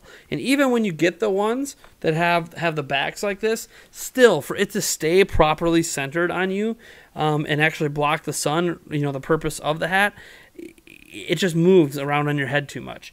And it's just not a comfortable fit for me when I wear these hats. With flat bills, not only do you have the, because like, you can do this with this hat too, right? Like, you could still take it off. But then, oh, see, this one's a little tighter around my head. So when you take it off, but then you flip it up, it just doesn't flip the same. It's a lot easier to do tricks like, you know, spinning it around your head and like this trick, which is just a very beginner trick, you know, balancing it up on your, which I'm failing at right now. Anyways, I used to do hat tricks for dancing. I would just throw them in naturally. It wasn't like I was one of those people who just sat there and did it all the time. And obviously, this isn't even a trick. This was just a stupid thing. I would always be like this. It's just easier to do with flat bills. And that's what got me into flat bills. Now, as for why I wear them to the side like this, again, it's from dancing. I had someone during one of my videos the other day when I was wearing, I think this one, or maybe it was a Milwaukee Brewers one for the playoff game. I was wearing it off to the side. Like this, and they started being like, "Man, what do you think? You're a thug? You're a gangster?" It's like, no. It's just from dancing, because this is a really good position for your hat to be in for various little dance tricks. So because of that, I leave it this way. Yes, you can do a lot of the tricks with it being straight on, but to be completely honest, a flat bill straight on also, to me, looks absolutely ridiculous. And if I'm going to wear a hat straight on, I'm just going to wear this. So, as for be careful, hats can make you lose your hair. I don't even wear hats all the time. I really don't. My hair grows like a damn weed. I ain't worried about losing it, let me tell you. But I don't even wear hats all the time. So, but it's all a dancing thing. When like you're a thug, like dude, there's plenty of people I know that aren't thugs and aren't gangsters that wear their hats like this. It's not a huge deal. It's really not. Just like there were people that used to wear Jinko jeans that weren't thugs and gangsters either. Like it's a stupid moniker. It's literally related to dancing to hip hop and stuff.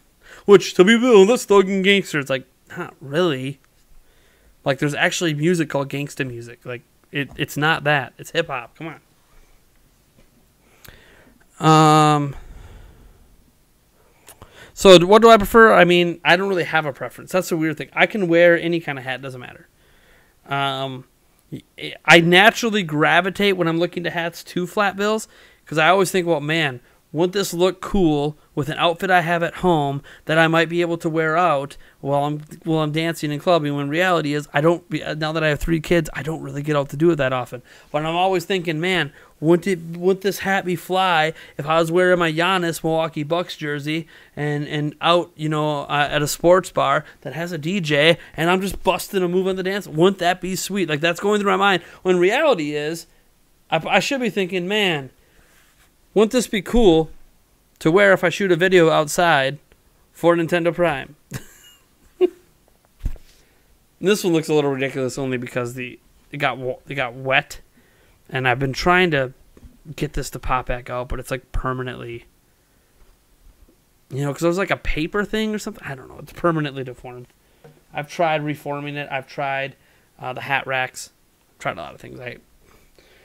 I've discovered that you have to be very careful when you're washing hats. So I try really hard to not get my hats dirty enough they need to be washed, which sucks because some of my favorite hats are white. Like the base color's white. Very hard to keep clean. I have a white Milwaukee Brewers hat right now that I don't wear as much because there's a couple spots on it. Like it doesn't look bad when you glance at me, but I'm aware that they're there. And I haven't cleaned it yet.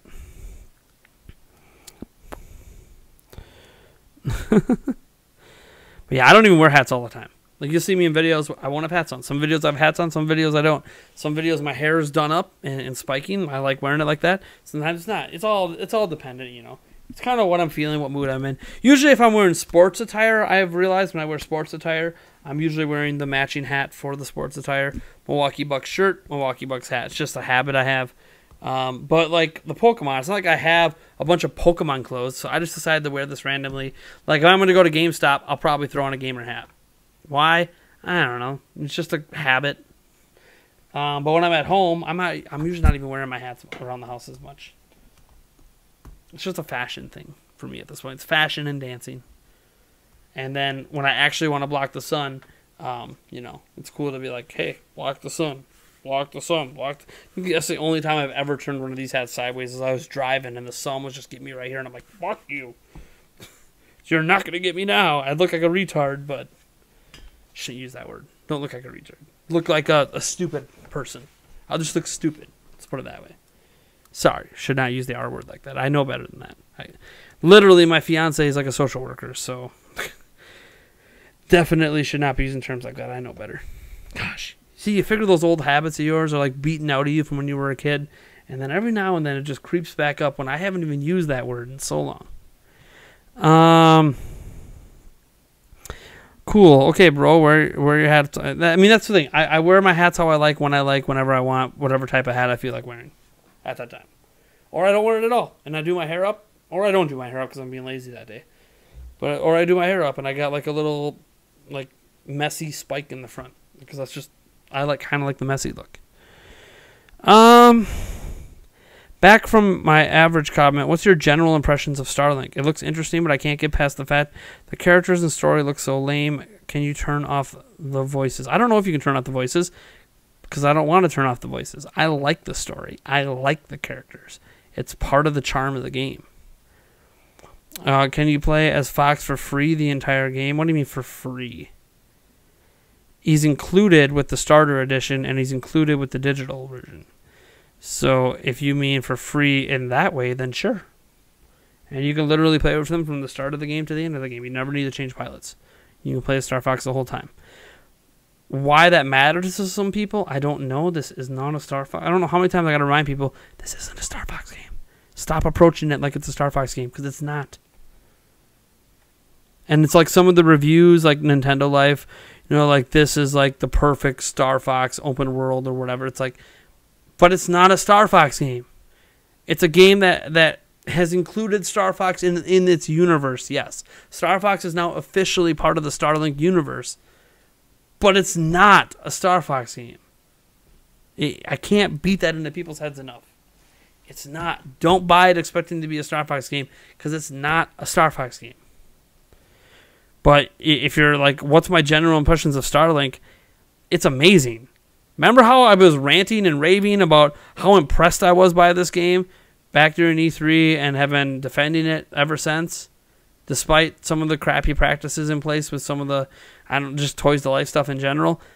Still feel the same way. Feel even better about it. 3-4 hours in right now. Loving every moment. Every time I pick up Starlink, I want to not stop playing. But I'm forced to because my kids need something. Or I got to go do something for my fiance. Or I got to do yard work. I got to do this. Got to do that. Got to make videos. You know how much I just want to sit down and just play Starlink right now for the next 12 hours? Oh my God. It is so good. But again, personal taste. I knew I was going to love it because I tried it already at E3. And at E3, as soon as I picked up the controller and started playing, I'm like, oh my God. This is everything I have ever wanted out of a space game in my entire life. Right here. So when you're talking about, you can't get past the fact the characters and story look so lame. I love the characters and I love the story. I can understand why some people might think it's lame because it was written from a perspective that an 8-year-old is supposed to be able to understand the story. So it can be, I guess, a little simplified at times because of that, but I don't think there's anything wrong with that. Sometimes I like my stories a little simplified. They don't always have to be super complex. If I want a super complex story, I'll play a game that's literally built around the story. I just want a cohesive story with colorful characters that all have personalities. And they definitely all have personalities in this one. Some of them a little stereotypical, but I swear the one guy in there that's basically a YouTuber, it almost feels like they mimicked it after Jake Paul. Gotta film everything, gotta do this, gotta do that. It's this would be a really cool video. It's gonna get so many views. I'm just like, oh my God.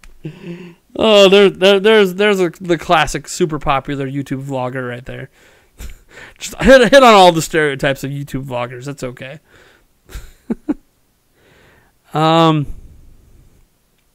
You hate white, especially white hats when you sweat.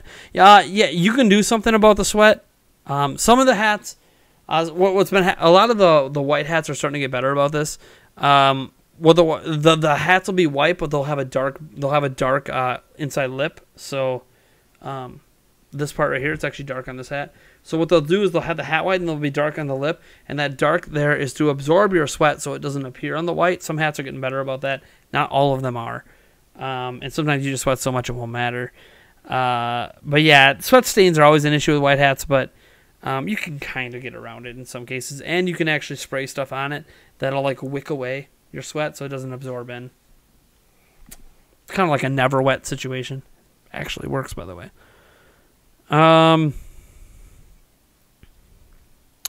You see, telling my mom. My mom's heard me say it before. She's the one who slapped me for saying it when I was a kid. She was a social worker too. My missus does not like beards at all. You know how for a few videos there for a few days in a row, I was rocking the 5 o'clock shadow and it was just getting bigger and bigger every day. She nearly ripped my balls off to make me shave. She does not like it. She hates it. She doesn't care that and you're not the first person. A bunch of people have said they actually, especially since I have the double chin, right? Beards look good on people with double chins because it kind of hides the double chin and just makes it all naturally feel like it's all just part of the face. It just all looks good. But she hates it. Absolutely hates it. Fiance gets what she wants. I've been shaving my entire life. So it doesn't bother me to keep shaving. It's not like I'm like, oh man, I want a beard. I don't really like beards either. I'm not a big beard guy. I've had it once before. It was itchy. You had to maintain it. I'm like, why? Why don't I just shave it off? And this is lame. So I shaved it off, and I really haven't had one since. But yeah, she just doesn't like it. So no point. No point to even having a discussion on it. And I'm not really the biggest fan either, even though I do think it obviously makes my face look better. You know what would make my face look better? Losing weight. And instead of covering up the problem, you could just actually do something about the actual problem. Okay, I thought you had to pay with a toy or something to get him. I just like playing with the character. If you get the digital version, you don't need to do anything. That's what I bought. I bought the $60 digital version. Comes with like 6 pilots and like 5 ships and a bunch of weapons. The toys thing, once you scan in the toy from the starter pack, you don't technically need to use it again for a while. They will require you periodically to plug in the toy to make sure you still have it. I think this is to prevent people from sharing the toy around between friends, kind of thing. So everyone can pool together. Everyone can just spend an extra $25, and then you have 8 friends, and now you have everything. They don't want that. They want everyone buying their own stuff. Of course they do. So they added in like if you buy the physical version, every now and then you have to rescan your stuff in.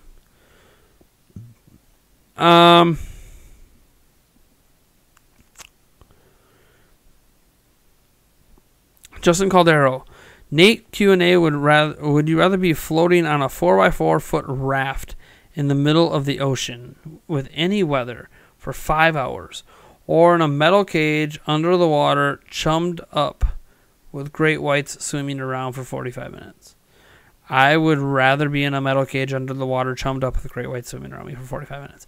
One, because I'm in a metal cage, so I'm fine. It's scary. I will make sure none of my appendages ever stick out of that cage, and it would suck. And they would come at me and come at me and come at me because of the chum. I'm assuming the chum would keep getting poured because it does eventually sink.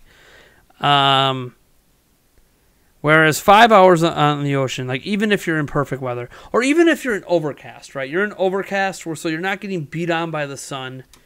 The thing about being in the middle of the ocean on a raft is anything can happen, man, right? Like anything can happen. The weather can change, and even if you could control the weather, it's not even sharks that I worry about most in the ocean, There's a lot of... We humans are not supposed to be in the ocean. There's a lot of scary, scary crap in that ocean. You don't want to be anywhere near. And just the idea that the only thing between me and that is a raft. See, at least if I'm in a cage, the cage has to be attached to a boat. So, it would suck. It would suck to be underwater for 45 minutes with sharks swimming all around me. But it's also an experience I'd never forget. So, obviously the caveat is they can't eventually break the cage. If they could eventually break the cage and I die, well, then I don't want to die. But not really. Don't really want to be on a raft. I mean, you can argue if it's overcast and it's just hot out, I could just take a nap for 5 hours and be done with it. But I wouldn't, because there's always wakes and waves and things and animals coming around you, and it's just, yeah.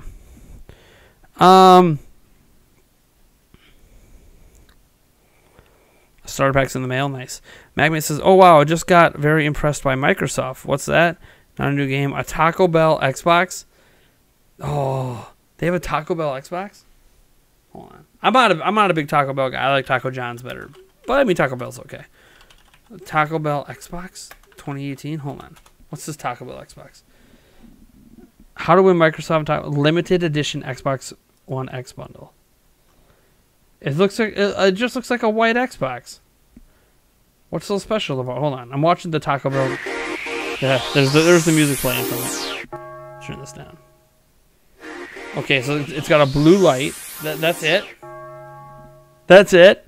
The Xbox logo is blue. That's it. It's just a white Xbox One X with a blue logo to represent Taco Bell. I mean, it's given the gong sound, when you hit the power button. But that's it. It's just a customized... It's like... Oh, man. I guess if you want a clean look, but you want something unique, I guess that's interesting for some people. I mean, people get married at Taco Bell now, so I guess that'd be a perfect wedding present for someone like that. If you can get your hand on it.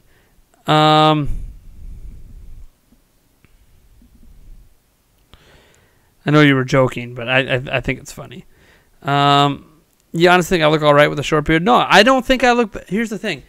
Me not growing a beard isn't really about the way I look, per se, right? Growing a beard is about making me look good to other people. There's been people in my like real life that tell me when I even just have like the 5 o'clock shadow, I look way better. They just like that look on me. But I just don't care. I don't like the itchiness. I hate like when I go to my face and like this to me right now, like I have stubble here. It's not really a 5 o'clock shadow, but I got stubble. I hate it. I'd rather just shave it off, make it smooth. I want to be as smooth as a baby's bottom. And the only thing I hate about myself is this whole double chin crap. And this can go away if I just lose weight. So, really achieve that goal, and then I'm fine. Your fiance sounds violent about beards. Why does she hate them so much to the point that she would castrate you? She doesn't like the biological dad to Melody has a beard, right? And she's not going to tell him what to do because why would she? He didn't have a beard when he was dating her, but he does now. I don't think she hates beards. I think that there are certain people, because there's certain people she thinks beards and 5 o'clock shadows look good on. She does not view me as one of those people. The people that she tends to like it on are people that have really chiseled faces, right? Basically people that are thin, in shape, with a chiseled face. She doesn't like people like me, who I have kind of, because I have extra meat on my bones, I've got kind of a chubby face, so then the beard just kind of looks like this. And she doesn't like that. And I can't blame her for not liking that. She looks at someone like Boogie 2988, and she's like, that looks disgusting, that beard. He does it because it's a self-conscious thing for his double chin. That's why he does it. But she doesn't think that looks good on him. She would rather it be baby face and see the double chin. That's just a preference. Now, if I had a chiseled face and I lost weight, she'd probably think a beard looks fine on me. So it's all about her preferences with that stuff. Personally, I don't care because I didn't like myself with a beard anyways. So it doesn't really matter to me. I don't like beards. I'm not a beard guy. I won't, judge someone else for having a beard, but I'm not into beards, so it doesn't matter to me. So, like, she doesn't have to, like, twist my arm to make me do it. I mean, I don't mind the 5 o'clock shadow, but even then, I still have to shave because it turns from a 5 o'clock shadow into a beard. Like, I can't just keep it all the time.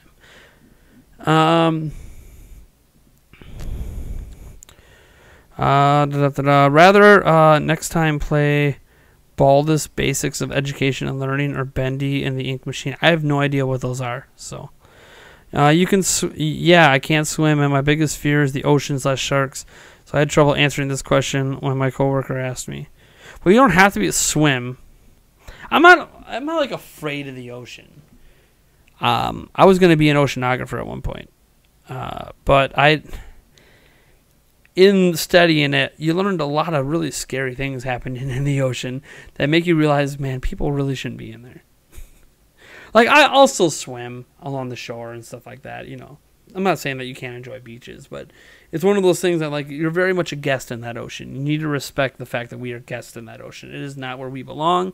We are just there to visit, and we need to respect the fact that we're just there to visit.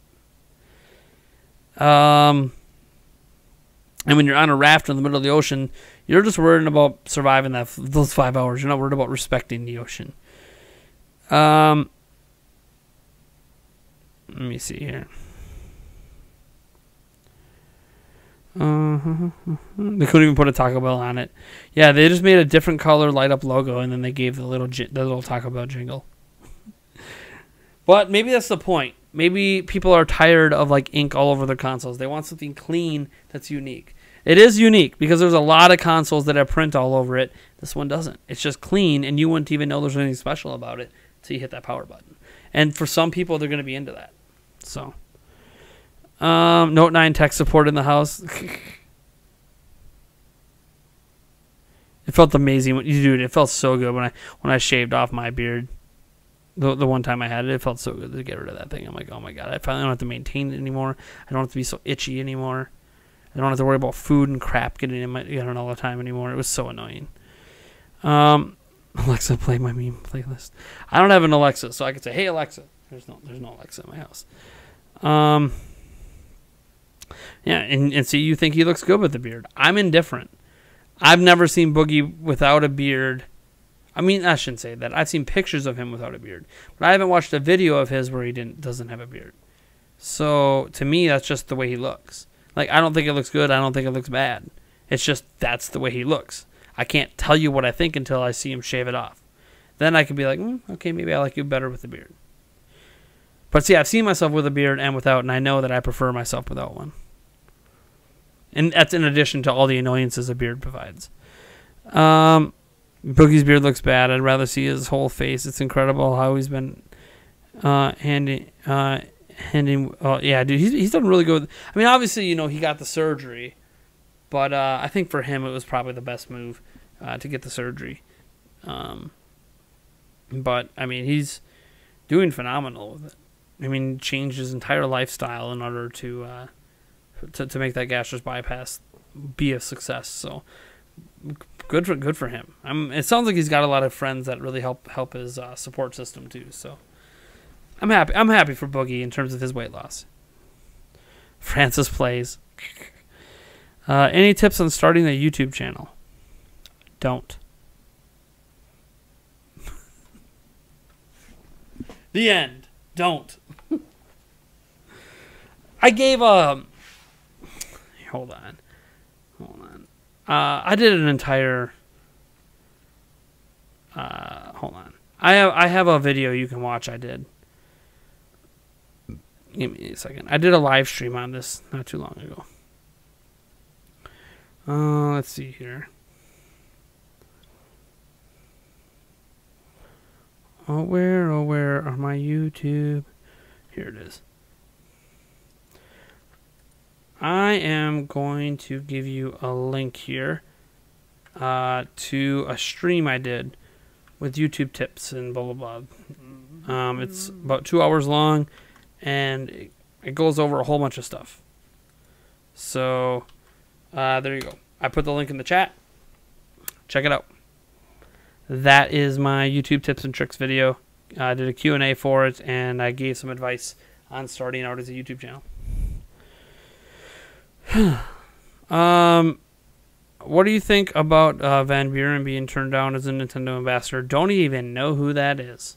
So, I'm typing him in my YouTube for the very first time. Is it the musician? I see an Armin Van Buren. I don't even know who this is. Is it the guy from Fallout? Who was turned down as a Nintendo ambassador? Well, he's a celebrity. They might just not want to work with him as a celebrity. Like, you don't just get handed things because you're a celebrity. I mean, you do in some cases, but Nintendo doesn't care. For the first time in months, they finally made a Mario outfit in Odyssey I actually care about. Oh, the zombie Mario. Nice. Alright, I think that's probably going to wrap it up. Been caught up through the chat for a while. Yeah, I see that, the new zombie. I usually don't do updates on the Mario Odyssey outfits, but that zombie outfit looks pretty cool. You can tell it's like a costume. It's really neat. I like that. I like when they do fun stuff like that.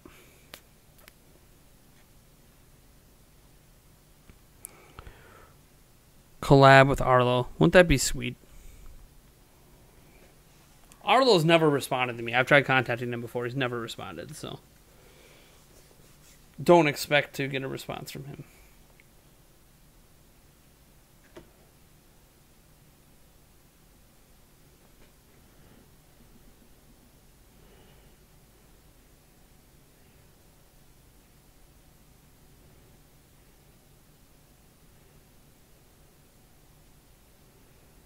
Jeez.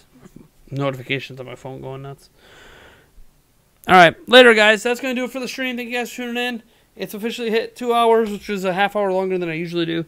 I'm actually going to go lay in bed, watch some TV shows that I don't actually do very often.